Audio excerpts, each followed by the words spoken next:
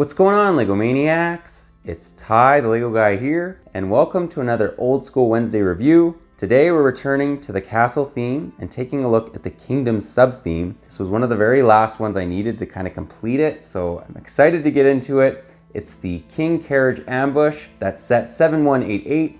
It had 286 pieces, 4 minifigs, retailed for $40 US, and it came out in 2011. Now nowadays this set's going for 70 new or 51 used, and it's actually a pretty decent set. We're gonna take a look at its positives and its negatives, but enough talk, let's get right into it.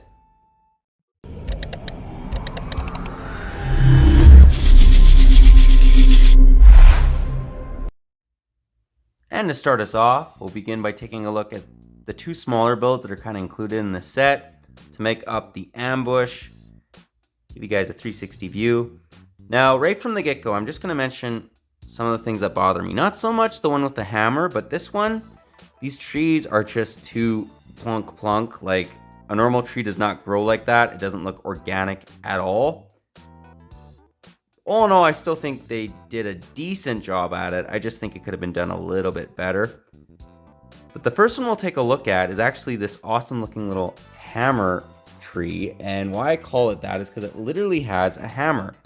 And how you kind of work it is, you see this little Technic toggle? Well, if you flip it, bang, it flies right down. Great playability.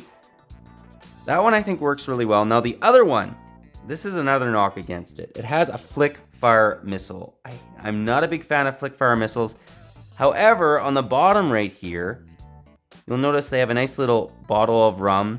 And if we flip it around, you'll notice there's this nice little web here as well. And you can kind of open this up just to reveal that bottle of rum again.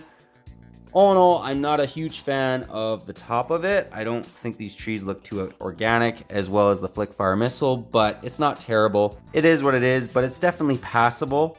What we're gonna do now though is take a look at the meat of the set. And here she is. So let's give you guys a 360 view like we always do. Love the way this looks. It looks so royal, which is what it's going for. This really reminds me of a 90s carriage, but it's just been updated, and I think the end result looks great. I love the fact that there's a little treasure chest in the back there, some nice little weapons on the sides, even the horses. Let's actually just zoom in a little bit more on the horses. Nice printing on them, which is actually kind of rare. You don't generally get printing like that on a horse.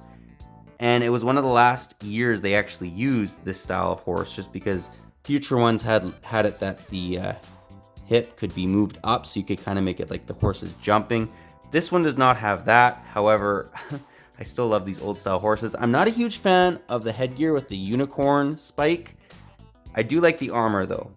I'd probably remove it. Like if I were to have this on display, I display it like so. That just looks a lot more realistic to me. And just giving you guys a little bit more of a bird's eye view. You can also actually remove the top of the coach to reveal the inside. So you can very easily fit 2 minifigs in there. I thought that was quite nice. You could, if you had other sets, you could maybe throw a princess in there or his queen. The other thing that's interesting about it too is it has this nice little window that just leads to the stagecoach driver, so if he wants to say things. And the other thing that's nice about this is it has good drivability. So if you're a kid, you can very easily play with it. It really reminds me of the stagecoach set from the Lone Ranger. I think that the design is very, very similar for both of these. And let's just show you guys the underbelly. Nothing too crazy. The other thing too is there's this treasure chest at the back. And okay, the treasure could have been a bit better. They don't have the gold coins. I don't know why, because this was 2011. They should have used the gold chrome coins, but all in all, you get the point. Get some nice booty with it. Let's now take a look at the minifigs. And we'll start off with the 2 bandits. So let's give you guys a 360 view of them. Decent looking bad guys. They have no back face printing, but they have back torso printing, so not the end of the world. I like the fact both their helmets are different as well, different weapons. The one's carrying a fish, which is actually kind of comical. And the one minifig, the one on the left, actually has the same face they've used in the pirate theme as well. A lot of castle and pirate faces are kind of, you can mix them very easily. I do like this guy's torso quite a bit. I love the fact that it has the dragon insignia on him, and the one on the left has some nice armor. All in all, decent looking bad guys. Let's now take a look at the two good guys. And here we have the king and one of his loyal knights. Let's give you guys a 360 view of them. Love the king, love the amount of detail on him. And what's interesting is the knight is one of the few minifigs that gets two faces. So he gets a scared face and a more serious face. The king has no back face printing, I should say, but he does have some beautiful looking back torso printing. And flipping them around, you guys a little bit better view with the front again. The king also has leg printing, which is quite nice. Nice torso printing. And we'll actually give you guys a little bit more view of his face. It's actually been used in the Viking theme as well, which is interesting. The other thing that I really liked about the king is, well, he obviously gets that gold chrome crown, which is nice, but he also has a nice chrome sword. This is kind of like a claymore almost, and I absolutely love it. These are some of my favorite LEGO swords. Anything with chrome really in LEGO just makes it that much better.